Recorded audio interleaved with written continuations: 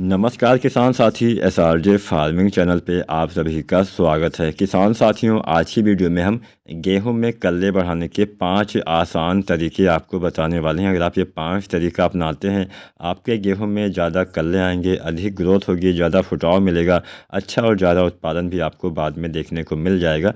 तो बहुत सारी जानकारी आज की वीडियो में हम आपको देने वाले हैं, इसलिए पूरा वीडियो ज़रूर देखिएगा।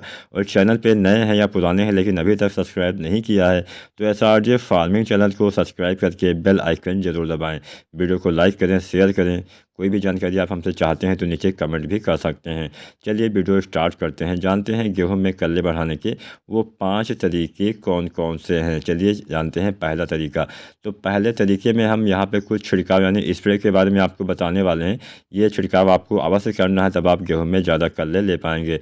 तो पहले स्प्रे के रूप में आपको NPK जो आता है 19-19-19 इसका इस्तेमाल करना है। इसके इस्तेमाल से अच्छा लाभ आपको देखने को मिलने वाला है।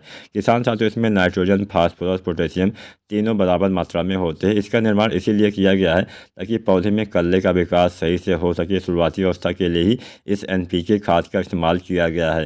किसान साथियों, बाजार में बहुत तरह से NPK आते हैं। आपका 19-19-19 हो गया, 20-20-20, 18-18-18, 12-61-0 हो गया, 17-44-0 हो गया, 0-52-34 हो गया, 13-0-45 हो गया। इस तरह से तरह तरह के NPK आते हैं, लेकिन इसका एक निश्चित समय होता है कब कौन सा डालना है। और जो NPK 19-19-19 है, इसका इस्तेमाल इसी बात को ध्यान में रख इसका जो निर्माण है इसी बात को ध्यान में रख के किया गया है कि शुरुआत में जब पौधे के विकास की आवश्यकता शुरुआत में सबसे ज़्यादा होती है, तब इन 3 तत्वों की आवश्यकता सबसे ज़्यादा रूप में होती है। इसलिए हमें NPK 19-19-19 का इस्तेमाल किसी भी फसल में शुरुआती अवस्था में ही करना चाहिए।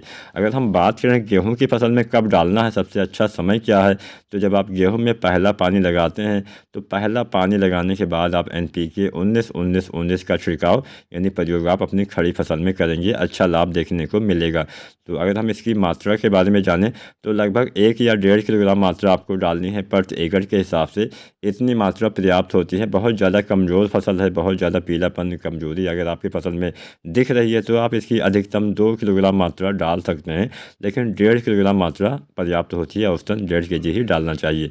तो पहला चीज़ आपने डाला NPK 19-19-19। इससे आप देखेंगे कि आपके पौधे में अच्छी ग्रोथ होगी, अच्छी बढ़वार होगी, अच्छा लाभ देखने को मिलेगा। नाइट्रोजन यहाँ पे आपके पौधे में वानस्पतिक विकास में हेल्प करेगा। जो इसमें 19% नाइट्रोजन होता है वो आपके पौधे में हरापन लाएगा। मतलब जड़ के ऊपर वाला जो भी हिस्सा होता है उसके निर्माण में आपका नाइट्रोजन काफ़ी अहम योगदान करता है। 19% फास्फोरस होता है जो आपके जड़ के निर्माण में हेल्प करता है।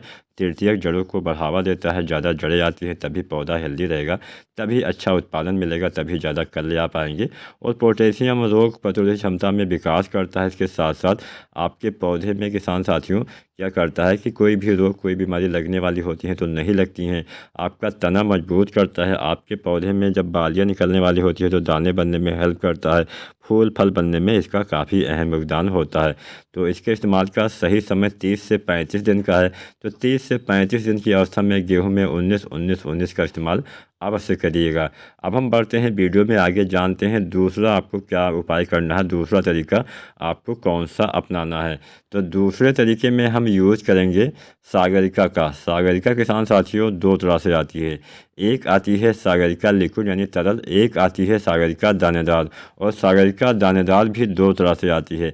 एक आती है सागरिका Z++, एक आती है सागरिका गोल्ड। तो यहाँ पे हम दोनों के इस्तेमाल यानी तीनों के इस्तेमाल के बारे में आपको बताएंगे कि लिक्विड वाला कब डालना है, Z++ कब डालना है और सागरिका गोल्ड कब डालना है, कौन सा बेहतर होने वाला है। सबसे पहले हम बात कर लेते हैं सागरिका जो लिक्विड वाली आती है उसके बारे में।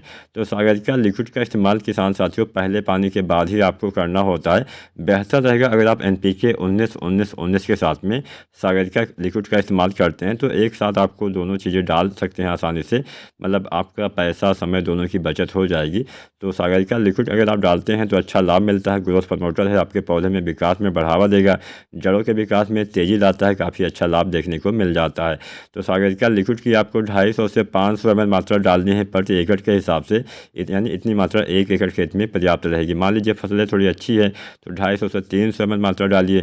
थोड़ा ज़्यादा कमज़ोर है तो आप लगभग 300 से 400 ml मात्रा डालिए। बहुत ज़्यादा कमज़ोर है तो आप 400 से 500 ml मात्रा प्रति एकड़ के हिसाब से डाल सकते हैं। इसके साथ में NPK 19-19-19 अवश्य डालिएगा। तो ये तो हमने जाना पहला जो आता है लिक्विड वाला जो आता है सागर का, उसके बारे में। अब हम दूसरा वाला जानते हैं जो आता है दानेदार रूप में। दानेदार रूप में जैसा कि मैंने बताया दो आते हैं, एक आते हैं सागर का Z++, एक आती है सागर का गोल्ड।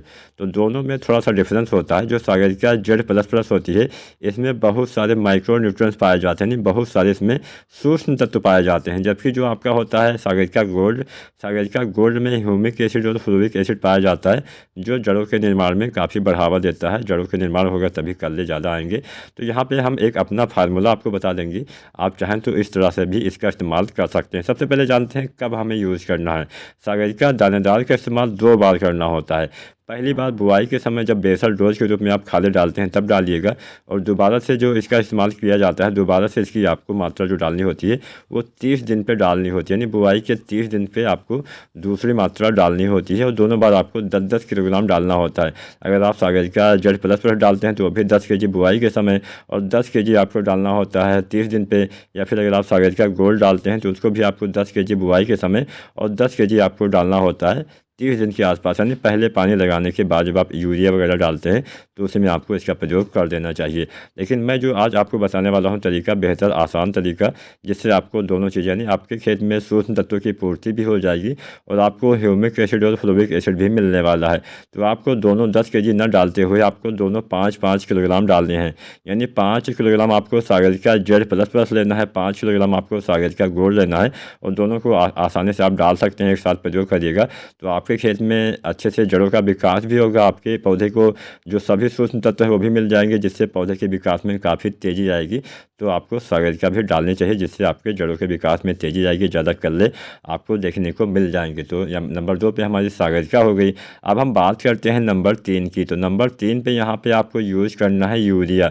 बिना यूरिया के इस्तेमाल के कभी भी आप अच्छा उत्पादन नहीं ले पाएंगे, कभी भी पौधे का विकास सही ढंग से नहीं हो पाएगा। तो यूरिया जो आती है इसका इस्तेमाल आपको किसान साथियों गेहूं की फसल में 3 बार करना होता है। पहली बार बुआई के समय जब बेसल डोज के रूप में खाद डालते हैं तब डालना होता है। दोबारा से आपको पहले पानी पे, तीसरी मात्रा आपको दूसरे पानी पे देनी होती है। तो यहाँ पे हम मात्रा भी डाल लेते हैं। बुआई के समय 25 kg डालिएगा, अगर अभी भी बुआई कर रहे हैं तो 25 kg डाल दीजिए।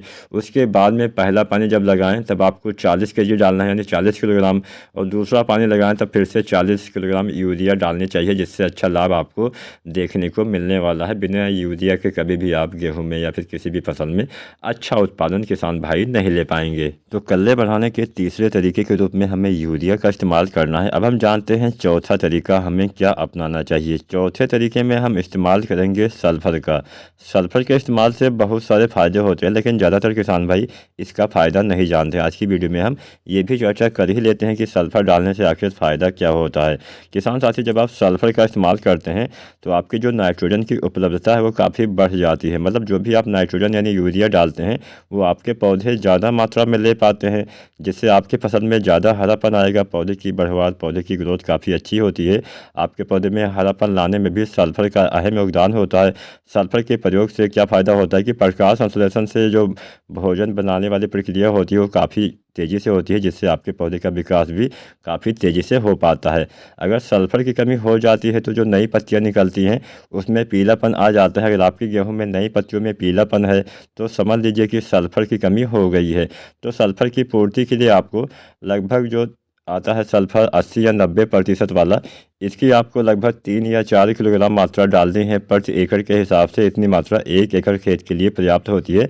तो सल्फर का इस्तेमाल भी आपको अवश्य करना है। हम ये भी जान लेते हैं कि इसका इस्तेमाल कब करना है। सल्फर का इस्तेमाल आप किसान साथी कभी भी कर सकते हैं, लेकिन बेहतर समय होता है जब आप पहले पानी पे यूरिया डालते हैं तो उसी यूरिया खाद के साथ सल्फर का इस्तेमाल आपको अवश्य करना है। अगर आप सल्फर डालते हैं तो अच्छा लाभ आपको मिल जाएगा। मान लीजिए पहले पानी पे आप नहीं डाल पाए हैं तो उसके बाद में भी आप सल्फर का इस्तेमाल कभी भी कर सकते हैं। थोड़ा बहुत यूरिया मिला के आप डाल दीजिएगा, या फिर आप दूसरे पानी पे भी यूरिया के साथ में सल्फर का इस्तेमाल कर सकते हैं। अच्छा लाभ देखने को मिलेगा, कल्ले अच्छे आएंगे, अधिक बढ़वार मिलेगी, अच्छी ग्रोथ होगी। तो चौथे तरीके के रूप में हमें सल्फर का इस्तेमाल करना है। अब हम जानते हैं पाँचवा तरीका। तो पाँचवें तरीके के रूप में आपको यूज़ करना है जिंक का। जो जिंक सल्फेट आती है इसका इस्तेमाल करिएगा। कब इस्तेमाल करना है, कौन सी जिंक डालनी है, कब डालने से हमें अच्छा लाभ मिलेगा, ये भी हम आपको बता देते हैं। हैं। तो किसान साथियों, जिंक का इस्तेमाल हम 3 तरह से करते हैं। पहली वाली जिंक आती है 33% वाली, जिसमें जिंक और सल्फर दोनों होता है। दूसरी जिंक आती है वो 21% वाली आती है, इसमें भी जिंक और सल्फर होता है। तीसरी वाली जिंक आती है 12% वाली, जिसको हम एडिटिव जिंक बोलते हैं, चिलेटेड जिंक बोलते हैं। तो इसका हम छिड़काव करते हैं, स्प्रे करते हैं। तो सबसे पहले हम बात करते हैं 33% वाले जिंक की। 33% वाले जिंक की अगर आप इस्तेमाल करना चाहते हैं तो इसका इस्तेमाल आपको मतलब किसी भी जिंक का इस्तेमाल आपको 2 तरह से आप कर सकते हैं। पहला तरीका होता है मिट्टी में डालना, दूसरा तरीका होता है छिड़काव करना। तो अगर हम मिट्टी में डाल रहे हैं तो आपको 33% वाले जिंक की 5 किलोग्राम मात्रा डालनी है प्रति एकड़ के हिसाब से। और इसका इस्तेमाल भी आपको पहले पानी पे जब आप यूरिया डालते हैं और उसके साथ में सल्फर डालते हैं तो उसी यूरिया और सल्फर के साथ में आप जिंक 33% वाले की 5 किलोग्राम मात्रा मिला के यूज कर सकते हैं। बेहतर तरीका होता है, बेहतर समय होता है पहले पानी के बाद इस्तेमाल करना। जो दूसरी वाली जिंक आती है 21% वाली, इसकी आपको 7 या 8 किलोग्राम मात्रा लेनी है प्रति एकड़ के हिसाब से। और इसका इस्तेमाल भी आपको पहले पानी पे ही करना है यूरिया और सल्फर के साथ में। अब जो तीसरी वाली जिंक आती है 12% वाली, इसका तो हम छिड़काव ही करते हैं, स्प्रे करते हैं। तो स्प्रे अगर आप करना चाहते हो तो छिड़काव आपको 2 बार करना पड़ेगा।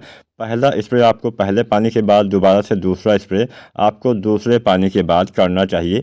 तो अगर हम 12% वाले जिंक का छिड़काव यानी स्प्रे करते हैं तो इसकी आपको 125 से 150 ग्राम मात्रा यूज करनी है प्रति एकड़ के हिसाब से। अगर आप 33% वाले जिंक का छिड़काव करते हैं, स्प्रे करते हैं, तो इसकी आपको 750 ग्राम मात्रा यूज करनी है। इसको भी आपको 2 बार डालना पड़ेगा। पहली बार पहले पानी के बाद, दोबारा से दूसरे पानी के बाद आपको डालना चाहिए। और अगर आप 21% वाले जिंक का छिड़काव करना चाहते हैं तो इसकी आपको लगभग 1 किलोग्राम मात्रा डालनी है प्रति एकड़ के हिसाब से। इसका भी इस्तेमाल 2 बार करना है, पहली बार पहले पानी के बाद में, दोबारा से दूसरे पानी के बाद में। अब यहाँ पे मैंने बता दिया पहले पानी दूसरे पानी पे, लेकिन यहाँ पे छोटी सी बात आपको ध्यान ये रखनी है कि मान लीजिए पहले पानी पे आप यूरिया वगैरह डालते हैं तो उसके 1 सप्ताह बाद ही आपको इसका इस्तेमाल करना है, या फिर आप पहले भी इस्तेमाल कर सकते हैं। मतलब दोनों खादों के बीच में आपको कम से कम 1 सप्ताह का गैप रखना चाहिए। तो ये तो हो गया समय, हमने जान लिया पहले पानी और दूसरे पानी के बाद में। अब हम एक बात आपको और बता देते हैं, केवल सिंगल जिंक का इस्तेमाल आपको नहीं करना है। जिंक के साथ में आपको हमेशा यूरिया का इस्तेमाल करना है, चाहे मिट्टी में डालें चाहे छिड़काव करें।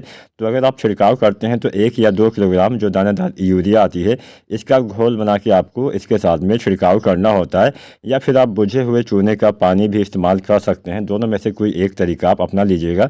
चाहे 1 से 2 किलोग्राम आप जो आता है यूरिया, इसका घोल बना के आप जिंक के साथ में यूज करिएगा। चाहे 12% वाली जिंक हो, चाहे 33% वाली, चाहे 21% वाली हो, या फिर बुझे हुए चूने का पानी। आपको आसानी से मार्केट में चूना मिल जाता है। बहुत सारे लोग कंफ्यूज हो जाते हैं कौन सा चूना इस्तेमाल करना है। जो पेंटर वाले दुकानों पे चूना मिलता है वही चूना आपको लेके आना है। पानी में आपको 10 से 12 घंटे भिगो के रखना। उसके बाद में जो पानी बचता है, लगभग आधा किलोग्राम चूना या फिर 1 किलोग्राम चूना लेके आइए। उसके बाद में पानी में आपको भिगो देना है। जो पानी 10 से 12 घंटे बाद निकलता है, वही पानी को छानने के बाद आप जिंक के साथ में यूज कर सकते हैं। 1 एकड़ खेत के लिए आधा किलोग्राम चूने का पानी पर्याप्त होता है। अगर आज की वीडियो पसंद आई हो, लाइक करें, शेयर करें। कोई भी सवाल हो, कोई भी सुझाव हो, नीचे कमेंट करना मत भूलिएगा। वीडियो देखने के लिए किसान साथी आपका बहुत बहुत धन्यवाद।